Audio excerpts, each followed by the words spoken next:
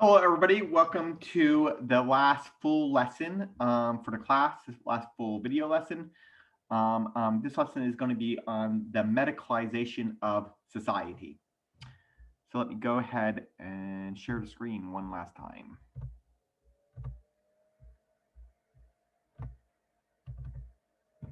Okay, so the medicalization is essentially, now let me go back.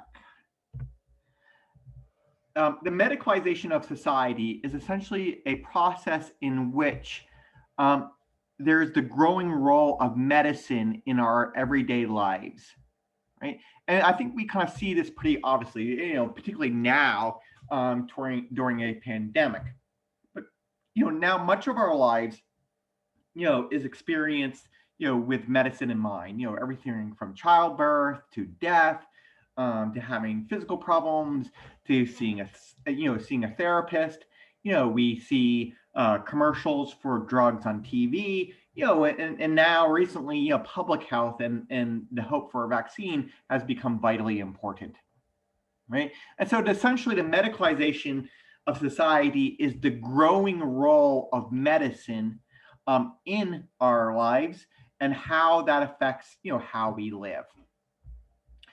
So we're going to talk about an overview of what medicalization is specifically. So the concept medicalization means something a little bit more specific than what I just described. So I'm going to talk about that and talk about pharmaceuticalization as a concept connected to that, and then give you a couple examples. The medicalization of aging to start off with, and we'll talk about menopause and erectile dysfunction. And then we'll talk about your reading, the medicalization of ADHD. Okay, so what is a specific definition or meaning of medicalization? I just given you kind of a broad overview of the idea of the medicalization of society. What does medicalization mean specifically? Right? So a kind of a simple definition is that medicalization is a change, a social change in which human conditions and problems come to be seen as medical problems, right? And so the personal flaws a person might have, their quirks, their, what they do, come to be reinterpreted as a medical problem, right? And some of this is how deviance, right, breaking the norms of society, comes to be thought of as not as something morally wrong, but rather as a medical problem. So let's see, kind of start off with a basic example, right? So we can start off with people who drink too much alcohol. So in the 19th century in America, people who drank too much alcohol were thought of as drunkards, right? There was always this idea of the town drunk, right? The person who couldn't drink too much, who couldn't stop themselves from drinking too much, right? And they really thought as bad. They were morally condemned by their community. They were thought of as intemperate, right? They could not hold in their passions and desires, and they were not moderate in their consumption, and so it was really a moral problem of that person, and almost a religious problem, like their passions were uncontrolled, So, but what do we think now? Now in the 20th century, in the 21st century, what label do we give people who drink too much alcohol?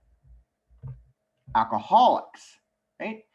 And so that's really a very, really big change, right? Now people in the 20th century, in the 21st century, they have the disease of alcoholism, right? So the consumption of alcohol, the overconsumption of alcohol is, we can say, has become medicalized, right? We now come to think of it as a medical problem. These people have a sickness, they have a disease, right? They need to have treatment, right? And so it's really a different interpretation of this thing, right?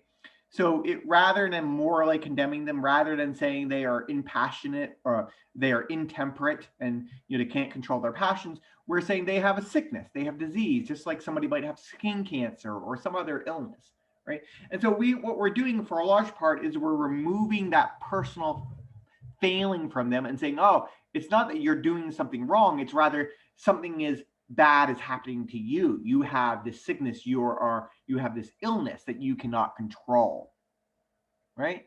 And so this is a social example of what we talk about as medicalization, right? It's a transformation, a social change in how we see, certain problems that humans have, right? We reinterpret it or re-diagnose it as a medical problem, right?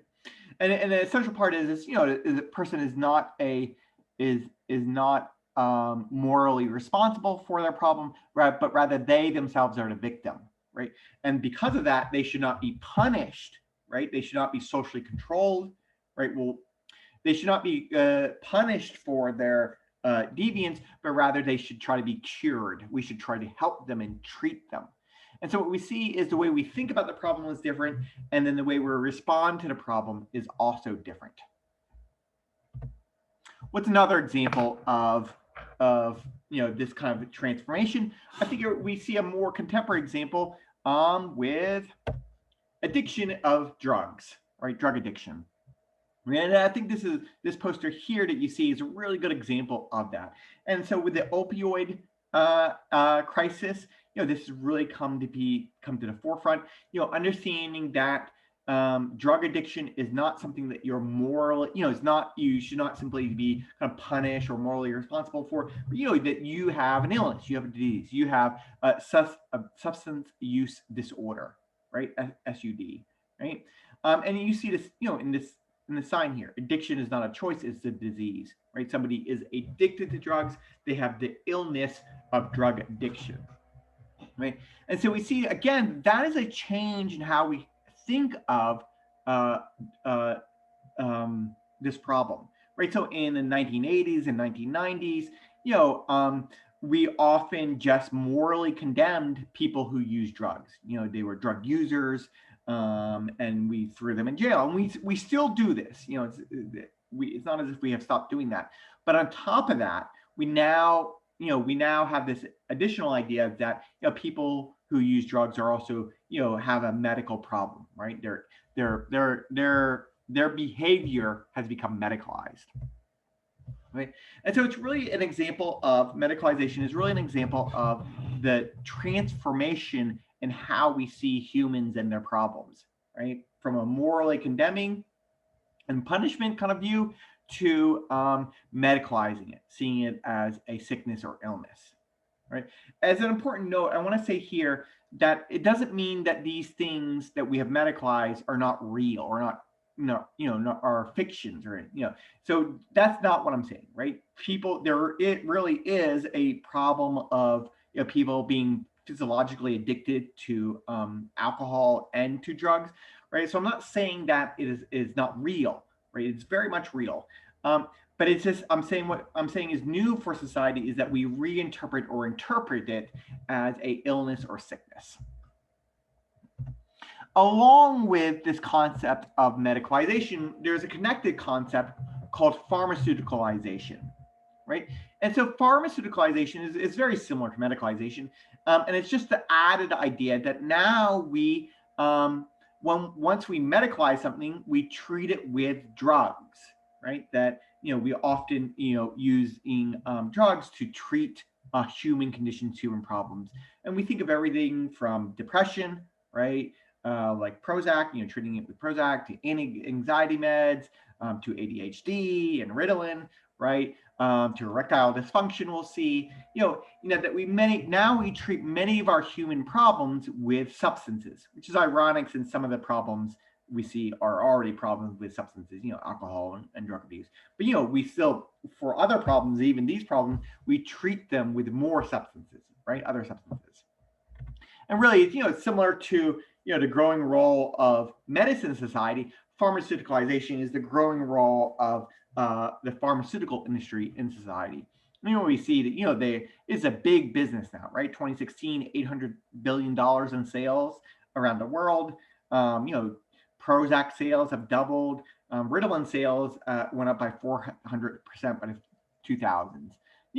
This is very, it's a very, pharmaceuticals are now, a huge part of our everyday lives, right? From chronic conditions to just kind of living.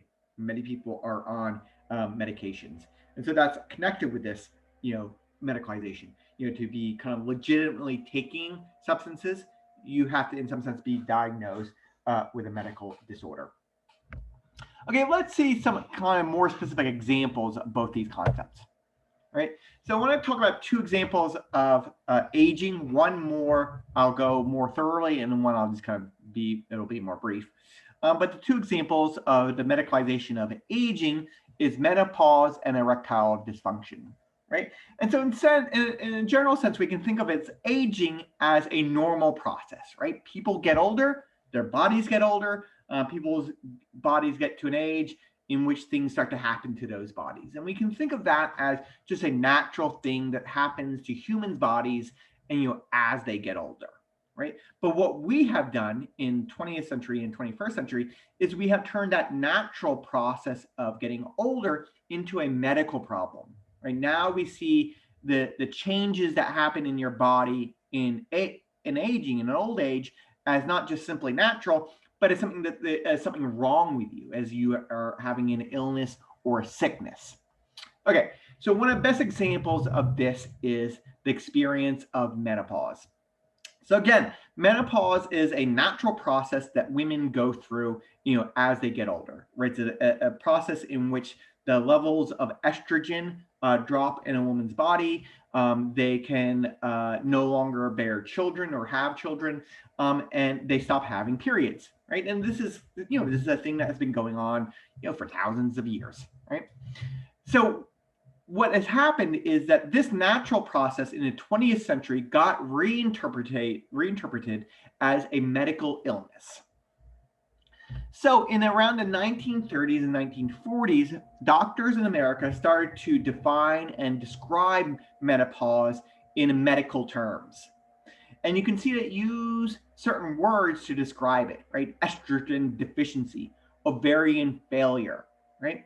And so what we see here is that this is not just describing these things as a change, right? It's not an estrogen decrease, right? But rather as a problem, right? That it's a deficiency, it's a failure of the ovaries, right? And so really defining it as a sickness, as an illness. So we think of an illness as something wrong with your body, right? The doctors in the early 20th century started to describe it as something wrong with women's bodies, that they could not, they were going through this process of menopause, and menopause started to be thought of as an illness. So then if something is defined as an illness, what do? You try to treat it, you try to cure it. And so also during this time period, the medical establishment came up with a treatment. So around the 1950s and 60s, hormone replacement therapy was developed. Basically, essentially, this is the development of the creation of synthetic estrogen, right? So you could replace naturally produced estrogen with synthetic estrogen, right? And so this was seen as a way to cure menopause, right? Or a way to treat it, right? A way to lessen its symptoms. And so really it started to get really highly advertised and really highly used by the 1970s, right? So by 1962, 12% of women were taking this commonly used drug called Premarin, which we see here. And by 1975, it was the fifth most prescribed drug in the US, with over 30 million prescriptions a year, right? And so we see, this is an example of both medicalization, right, turning a natural human process into a medical problem, and also pharmaceuticalization, right, using drugs to treat this problem that we now think of as a medical issue, right? And so what we see also here is, there's the role of the pharmaceutical industry in this, right? They have a financial interest in having people think of menopause as a medical problem, and then using hormone replacement therapy as a way to treat that problem, right? And so the kind of an old adage or old slogan is that sometimes the pharmaceutical industry is not just in the business of creating drugs, sometimes they're also in the business of creating diseases, right? That you can create a disease or an illness, which then you provide a drug to cure.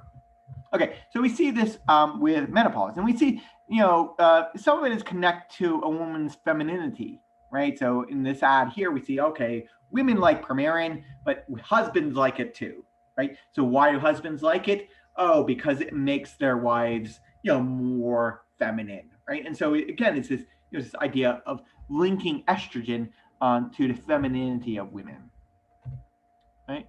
And what's interesting is that there's actually research on how this medicalization of menopause affects women's experience of menopause. And so research has shown that societies that don't medicalize menopause, societies in which menopause is just seen as a natural process, right? We see this in some Scandinavian countries like Denmark and Finland and Sweden. And then the symptoms, right, hot flashes, things like that, the symptoms of menopause are actually less, right? So societies that don't turn it into a medical problem, the societies that don't medicalize it, are actually have less symptoms of it, right? But when it is seen as a medical problem, as in America and the United Kingdom, then actually the symptoms are worse. So, actually medicalizing menopause actually creates a worse experience of menopause, right? But essentially, this idea here is that with the medicalization of menopause, we have basically transformed this natural process into an illness. And I think in the last 15, 20 years, there's been a pushback against this. And I think nowadays people are, maybe returning to the idea that there is, that menopause is just something naturally occurring. What else? Erectile dysfunction, right? So the history of erectile dysfunction is an interesting one. So normally what we think is first you create a disease, or first you discover a disease, right? You discover that there's an illness, and then you create a drug to treat that illness, right? You're like, the disease comes first, and then you create a drug to treat or cure that illness, right? That seems like the normal way to go about things. But the history of erectile dysfunction is actually the other way around. So what happened? So in about the 1980s or so, the drug company Pfizer was looking for a way to treat high blood pressure, right? They wanted to, there's a chronic condition, a lot of people around the world with high blood pressure, particularly men, and they wanted to they were trying to come up with drugs to treat high blood pressure. And so they came out with this drug, and they gave it to, people in trials for it, and it didn't really help with their blood pressure, right? It didn't, it didn't do anything to lower their blood pressure. But the men reported changes, other physical changes, right? Changes in their genitals, right? And so what this basically happened is Pfizer accidentally discovered Viagra, right? So they discovered this medicine that would have an effect on men's penises, right? And so, and this was totally accidental, right? But what they said is, okay, this actually is an interesting discovery. If only we had a illness or disease which we could use, this drug on, which they did not have. And so they thought about it, they used it, and they came up with this idea of erectile dysfunction, right? And so what we see here is that this idea of erectile dysfunction is not something that came before the drug, but actually came after it, right? The drug company created the drug first, right? They accidentally discovered it, and then they helped create a disease for which the drug could be used for, right? And so now what we find is that it's a very commonly used drug, and it's a really commonly diagnosed disorder, right? Now erectile dysfunction is something that is treated and used by, Medicare, Medicaid, something that, the government pays for, right? And so really what we see here is, this has been happening to men for a long time, but, it's only once there was a drug that it got defined as a medical disorder. And so it's an interesting example of how it's not that there was a discovery of disease and then the discovery of a drug to treat it, but rather the discovery of a drug and then the creation of a disorder for which the drug could be treated. One more example, and this is really the example of your reading. So I'm going to go, I won't, I'll just kind of review it in a sense, right? But your reading is about the discovery, a treatment of ADHD, right? And so ADHD is a very commonly diagnosed mental disorder for children and adults, right? It's thought to affect about 6 to 7% of children. And now, actually, in recent years, diagnosis has crept up to about 10% of children. And so we can see the actual definition of ADHD, right? So this is taken from what's called the DSM, the Diagnostic and Statistical Manual. And this is a manual that clinicians and psychiatrists use to diagnose somebody with, a range of disorders, anxiety, depression, and ADHD. So here's one of them, right? So one of the first main features of the disorder is inattention, right? You have to have 6 or more of them. What's examples of inattention? Right, all these things, right? Doesn't follow through on instructions. And remember, these are children, right? Often voids tasks requiring mental illness, often loses things necessary for tasks, right? And so, this is really, kids who are being disorderly, right? Kids who can't follow the rules, right? What's another example? All right, so another part of it is hyperactivity and impulsivity, right? So again, similarly, you have to have 6 or more, right? Fidgets often leads the seat, runs about or climbs in situations, right, in the classroom, unable to take part in leisure activities quietly, remembering this is children, right? Talks excessively and often interrupts, again, children, right? And so what we see here, in a sense, is, what is being diagnosed? In a sense, what's being diagnosed is deviance, right? The inability to follow the rules, right? That this is really an example of norm breaking among school children, right? These are children who can't follow the rules of schooling, right? Middle school and high school. And so instead of simply saying that they are deviant or bad, what we're going to say is, they have an illness, they have a medical disorder, right? And so we see here, again, this is spelled out clearly in the last part of it. Clear evidence that the symptoms interfere or reduce the quality of school, social, or work functioning, right? So it's really this idea that the disorder is such that it is having somebody break the rules, right? That they're being deviant. And so what's really being medicalized here is deviance. Right?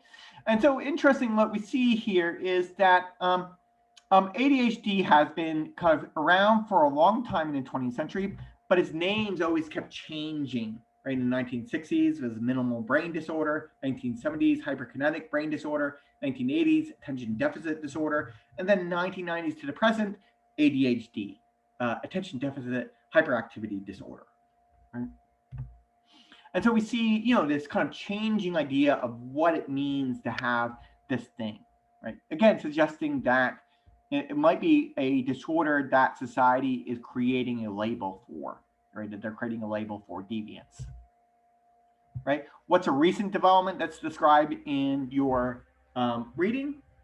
The development of adults can have ADHD, right? So for a long time, it was just only children who could have it. It was really diagnosed as a childhood disorder. But in the 2000s and more recently, it came to be realized that adults could have ADHD as well. And there's a couple of things that are happening here. In the 1980s, that's when ADHD became really kind of commonly diagnosed. And then by the early 2000s, those children who were diagnosed with ADHD in the 1980s became adults, right? And so, their disorder didn't simply go away. They wanted to keep having the pharmaceuticals. Ritalin is a prime example. And so this idea that adults could also have ADHD, became to be commonly accepted because, the people wanted to, they kind of aged out of being children, but they still had this disorder of ADHD. So what is your reading talk about it? So your reading really says a lot of things, says a lot of interesting things, and it really talks about, what was the social conditions that helped create the rise of ADHD, right? How did ADHD come to be thought of as a medical condition? So what were some of those factors? One is simply a change in technology, right? It was the development of pharmaceuticals, right? So first we see it in things like right? Going back to this idea of pharmaceuticalization, growing use of things like Prozac, before Ritalin, the big drug that was used was Prozac. And then really to treat ADHD, it was this idea of Ritalin, right? The invention of Ritalin became by CIBA, really became a commonly prescribed drug. They discovered it. It had an ability to calm people who had this disorder, and it really became widely prescribed. And so the first thing is, simply the discovery of this drug, right? So again, the discovery of the drug helped increase the diagnosis of the disease, right? It became thought of as a genetic, kind of people just thought of it as, part of, their kind of biological, physiological makeup. It also was helped along by what was called managed care. So managed care is a change in how healthcare was provided in America. So in the 1990s, healthcare costs really started to go up, as we all know. And so there had to be, managed care was a way that the government said, look, you have to reduce costs, you have to make healthcare more effective. And so what started to happen is they started to have shorter doctor visits, right? They started to have this thing where you had to be in and out of the doctor's office within like 25 minutes. And so then this happened is that doctors were now under a lot of pressure to see a lot of patients quickly, right, to get people in and out. So what's a good way to treat somebody if you only have about 25 minutes to treat them, right? You write them a script, right? They tell you, they come into your office, they say, I can't focus, my kid is having trouble in school, he's always running around. You have to see this person really, really quickly. You're like, okay, you have ADHD, let me send you this script. You have Ritalin, problem solved, right? And so managed care became a way to push doctors towards solving problems quickly, and writing a script for a pharmaceutical like Ritalin became a way to solve that problem in a quick, easy, inexpensive manner.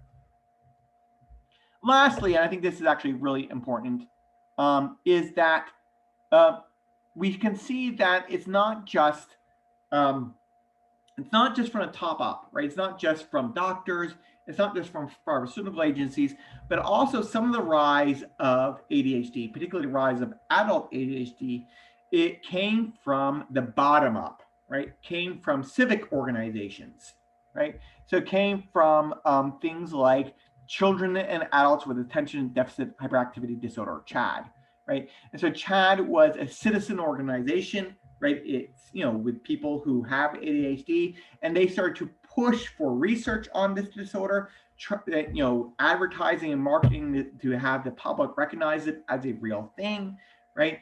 And so really kind of, it wasn't just something that was foisted upon citizens, but it's also something that citizens wanted and asked for, right? And so this part of it shows that it was something that was bottom up, coming from citizen groups or civic groups themselves. However, and the last things I'll note is that, it doesn't, some of this, they're not just operating independently, because we can see, who makes up a good part of the budget of CHADD, right? Who makes up, or who gives about 25% of the budget of the civic group? That would be the drug maker of Ritalin, CIBA, right? So CIBA donates about a quarter of the budget per year to this civic group. And so it is bottom up, but it's also supported by pharmaceutical industry, which basically essentially has a financial interest in having people, keeping to take Ritalin and being diagnosed with ADHD. So that's kind of a brief review. And the last thing I want to say is, and again, I want to importantly say this. What I'm saying, I'm not saying that ADHD is not real, right? No, it is definitely a real thing. People have this experience, they have this, hyperactiveness, have an inability to focus, right? I'm not saying that's imaginary. I'm not saying it's a fiction. It's real, right? What I am saying is that now in the 21st century, right, what we are more likely to do is we are likely to think of such things as a medical problem, right? And this has, advantages and disadvantages, right? Rather than morally condemning somebody, rather than saying they're a bad kid, right? We're saying, no, this person has a medical condition, and we should not punish them. We should treat them. We should try to cure them, and we're going to use drugs to treat it, right? We now tend to think of things as medical conditions, right? And so that's really this idea of medicalization, how we have come to transform, change our way of viewing human problems and come to think of them as medical problems. Okay, hope you all have a good rest of the week.